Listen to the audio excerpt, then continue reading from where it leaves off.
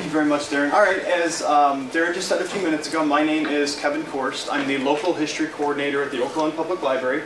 I've been in the position for, hard to believe, but just about 4 years, or just over 4 years now. And since my time there, we've focused a lot on digital collections. So what I want to talk about today is how we handle the creation of digital content for all sorts of different things like images, sound files, documents, all sorts of things like that, and how we handle it and how we look at it from an archival stance. So, you know, our program, we do things a little bit differently. We're a little more flexible, I would say, than some other museums and institutions due to our size and budget constraints and things like that. But we'll kind of go over that. And the one thing, you know, when you boil it down, we have a collections policy that dictates to us, this is how you create a digital image, and these are the steps you should take to create a PDF. I didn't want to just sit here and read that off to you. It's extremely boring. I wrote the thing. It's terrible. So I wanted to show you specific examples of how we go about creating this different content, and then what kind of steps and guidelines that we use for each one.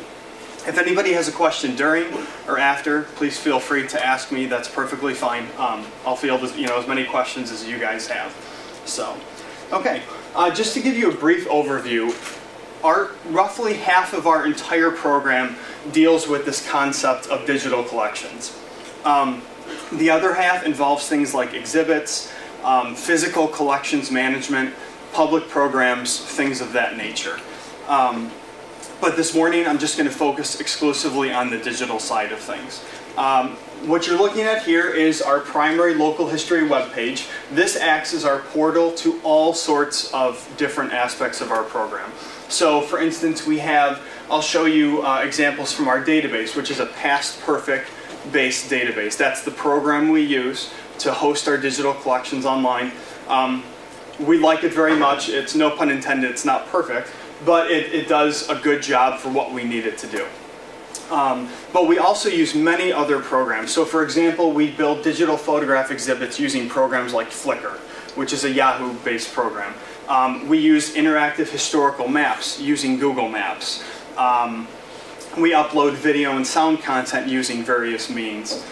We operate a Facebook page, and then we're soon going to offer an interactive timeline which uses a program, or actually it's a website, it's not even a program, it's a free website called Capsules, and you can create interactive historic timelines with it. And that's something we're looking at, well, it's about 3/4 done, so we should have it up pretty early this year. But we use all sorts of different means to get our digital collections online. Okay. In our local history program, you know, we strive to maintain standards. We have to maintain standards for how we produce these images, how we produce this content, and how we give it to the public, how we allow the public access to it. You know, and one of the keys is we want to use software and hardware that 6 months from now is not going to be irrelevant. You know, the key is trying to use items that we feel will be relevant in 2 years, 5 years, and 10 years. Now, in the field of technology, it's almost impossible to say what's going to be here in 10 years and what the standards are going to be in 10 years. But we can try based off what the standards are today. Another thing we want to do is, I kind of mentioned it earlier, we want to be flexible.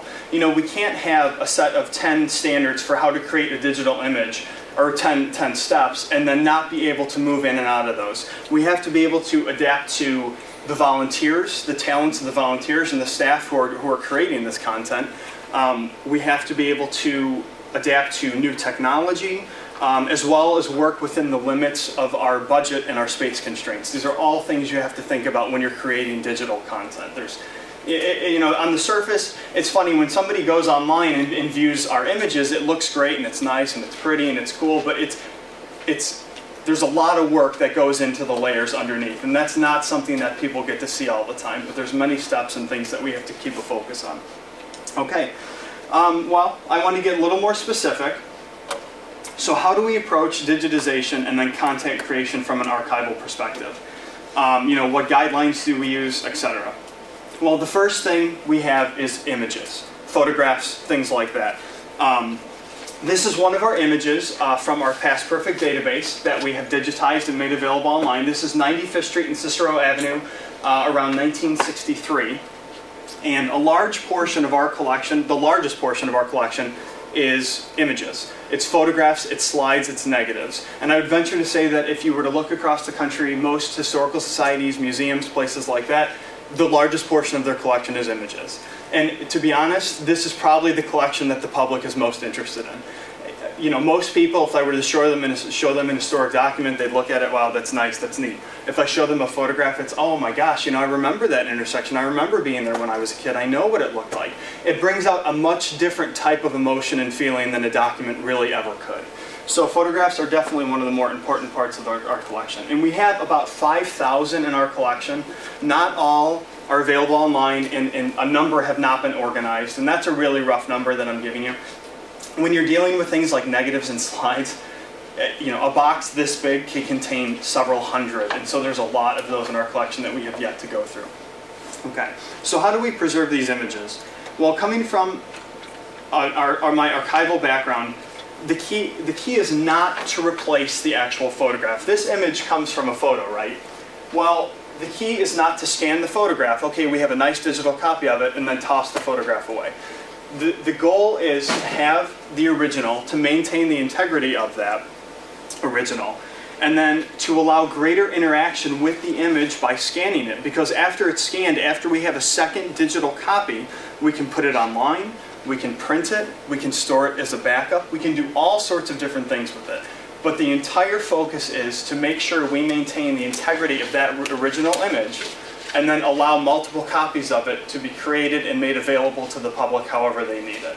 So that's the primary goal with something like this, or I should say one of the primary goals. Okay, and this is, in some ways, this is a point of contention in the field, because the more logical part of your brain says, well, I scanned this, I have a copy of it, why do I need to keep it? It's just taking up space. It's, you know, it's creating more stress on our budget because we have to care for this artifact. But in moving that aside, that original image is still exactly what it is. It's original. It's the core image you have, and therefore it's the most important of the copies. And so, like I said, the goal is maintaining the integrity of that. Okay. You know, when we create digital images, like I said, we work within a fairly small budget at the library. The local history unit is just a small section in the overall Oakland Public Library. So we have a fairly small amount of the budget, and we have to work within the means that we're given. So we actually, most of our scanning is done on 2 basic Canon desktop scanners. They do a wonderful job. You can get desktop scanners now, nicer ones, for like $150. They're fairly inexpensive in the grand scheme of things. And they do a really nice job of scanning.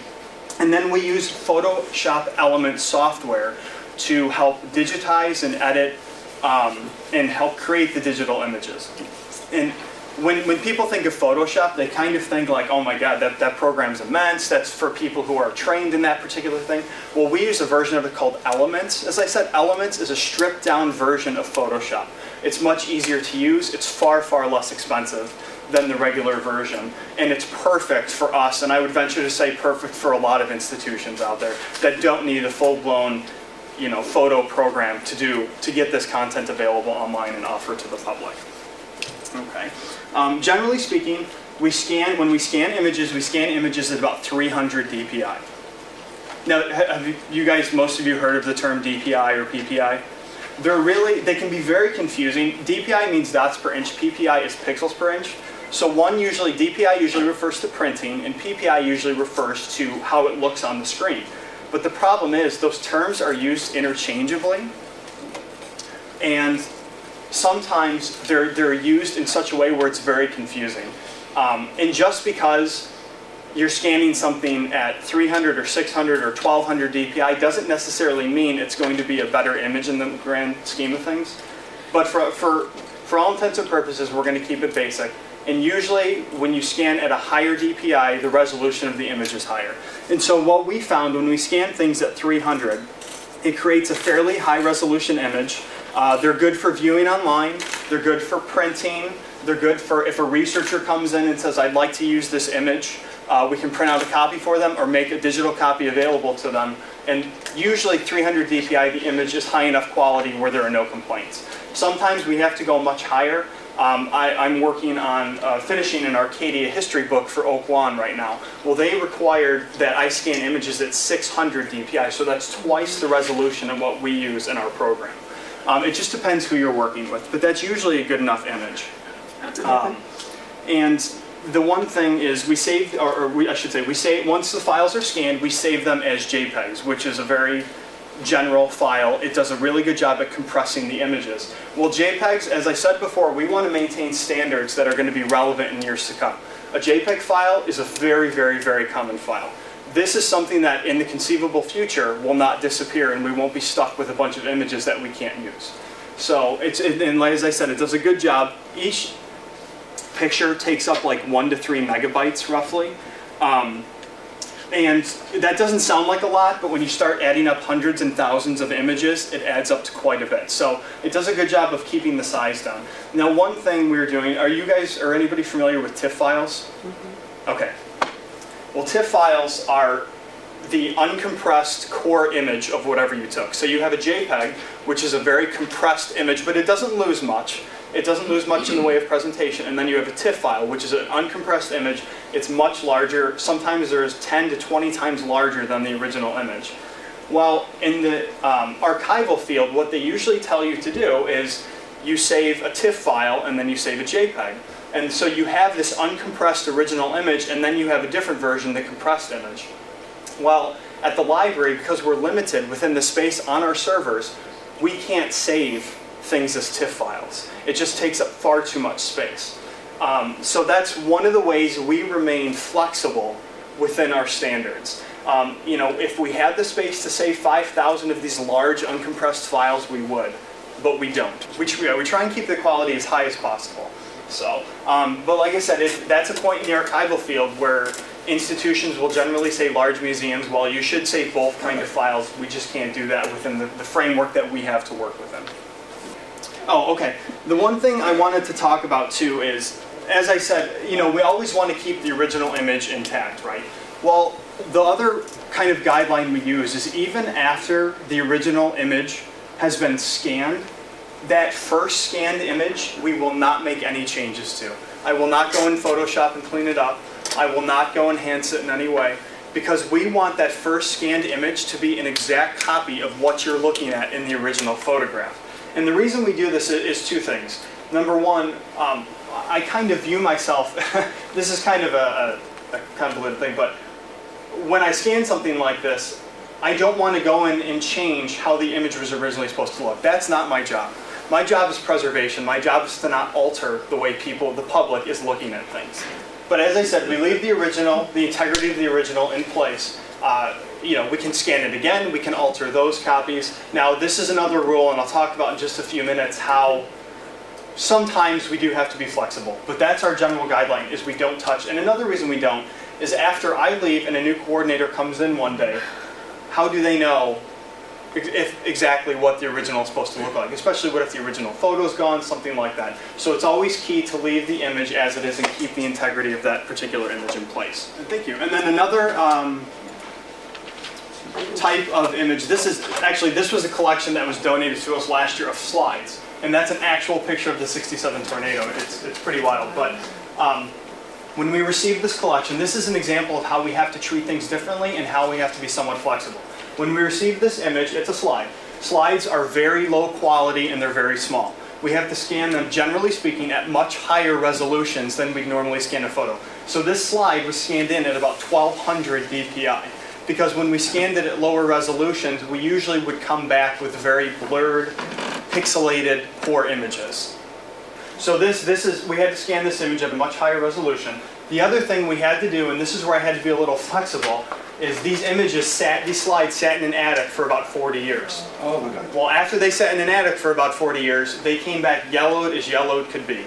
So I didn't want to scan this image and put up an image that the public could only see half of because it had degraded so much. So I made the decision to clean up the image a little bit and make it a little better. Now this, like I said, this goes against a little bit about what we were saying before, but at the same time we have to be flexible and willing to adapt, because I want the content made available to the public to be clear and viewable and not to look awful. So this image was cleaned up a little bit as compared to some of the other photos that we have up, which are not cleaned up. So when you make changes, you try and make as many notations as possible. That's absolutely correct. So that's just an image, that's an idea of how we treat images in our collection. The next thing I wanted to move on to was documents and how we treat documents.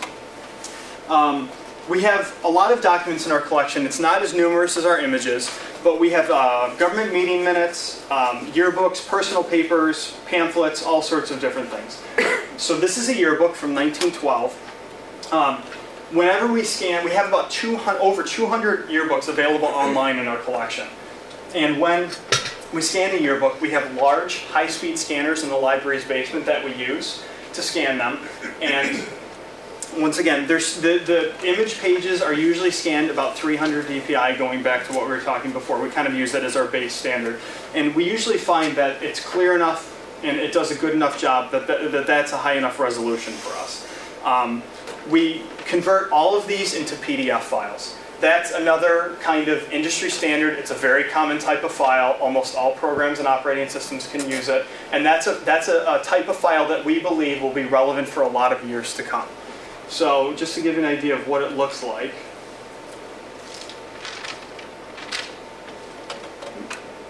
It decides to open here. This is actually a fairly small yearbook. It's only about 8 megabytes. A lot of our larger yearbooks take up as many as 70, 100, 150 megabytes. And that's saving it as a PDF, which is a compressed file again. So we use PDFs because they do a good job of compressing the document into a much more manageable form. But this is what the document looks like as a PDF file. And these are actually some signatures from when the book was written, about 1912. And this is actually an athletic yearbook. Oaklawn had a baseball team then, so that's what this is based around. It's a pretty neat artifact. But just to give you an idea of that. And we also, after we scan a document, we run it through what's called OCR software, which is optical character recognition, that's a fancy word for saying the document scans the words in the page so you can search it. OCR is very cool. After we scan this in OCR, I can type in Oaklawn Lake and it would bring it up on the page. It would give you an idea of what's in there. However, OCR is far from perfect. It can't read handwriting very well, and it can't even read some type of text. So we like to use OCR. It makes it easier for us and the public to search whatever is in the document. Just be aware that if you do use something like that, it's not perfect and it's not 100%. It has issues. Okay. Another thing we take quite a bit of care of in our collections is objects. And we don't have a lot of objects in our collection. We have several hundred or more, but not as many as other documents and images. And so how do we approach the documentation of objects. We use a very simple point-and-click camera. We don't have any means for the larger, nicer type of cameras that are out there, similar to what's being used today. But we use a very simple, and we take things at about, usually we use a baseline of like 5 megapixels. This, just like DPI or PPI, is another term that just because you're taking a picture at something at 5 megapixels doesn't mean it's necessarily going to be a nicer image. There's all sorts of factors that play in to how an image is going to look and to what the clarity of it's going to be and different things like that. Okay, and we just, as before, we save all of these as JPEGs. Now, if we do have an object that's small enough, we do, a postcard, a matchbook, something like that, we do prefer to scan it because scanning generally produces, with the equipment that's available to us, nicer, clearer images. So we do prefer to scan things if at all possible. Another thing I wanted to talk about with images and photos and objects is this idea of metadata. Now, in the archival field, metadata is this real generic term, but it basically means any information that can be attached to an object, just anything. So, for instance, the metadata that we focus on at the Oaklawn Library, we use, now Past Perfect has, our database has an entire section devoted to metadata. We don't fill out every field they allow us to, but the stuff that we do focus on are, generally speaking, are what equipment was used to acquire the image. Was it a scanner, a camera? What kind of software was used after the image was taken? What resolution is the image at? Is it saved in color? Is it saved in grayscale? who created it, the date it was created, copyright information, how was it changed, if it was changed at all. All these different things we try and keep in the metadata, and we try and keep an eye on. And the goal for that is to basically, the people, the curator who comes after me, knows exactly how this image was created and what went into it, and if it was changed at all. And that's all that's for. But metadata is sort of this all-encompassing term, and it means different things to different people in different fields. So it can be kind of confusing as well. We also save audio and video files in our collection.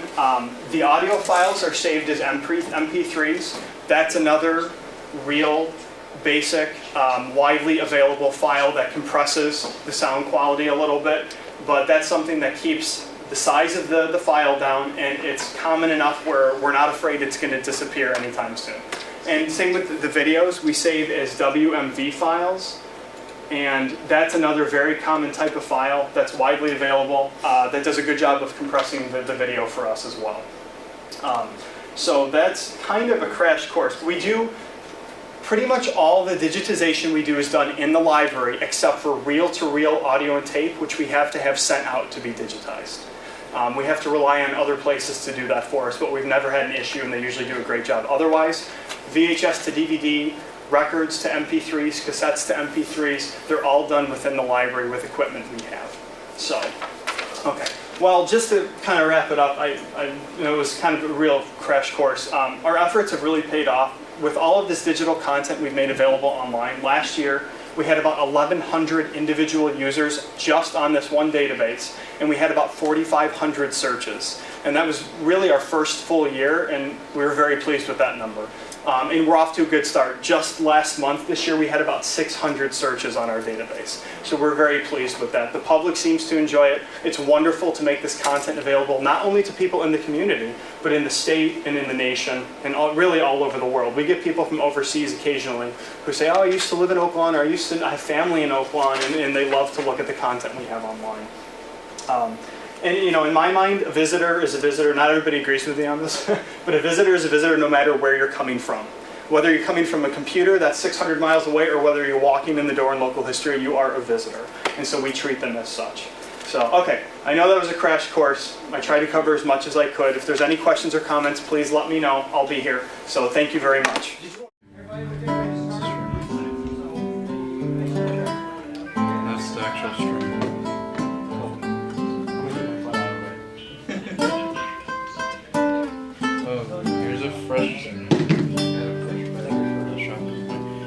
Alright, you can go ahead, and we're starting over there, so if somebody's going to videotape over there or something, then you may want to set it up on a tripod there. Yeah, I got it. Okay. Should I put a fresh battery in this one? Yeah, if you want. You could actually just turn that off for now. This has been a Tech Annex production.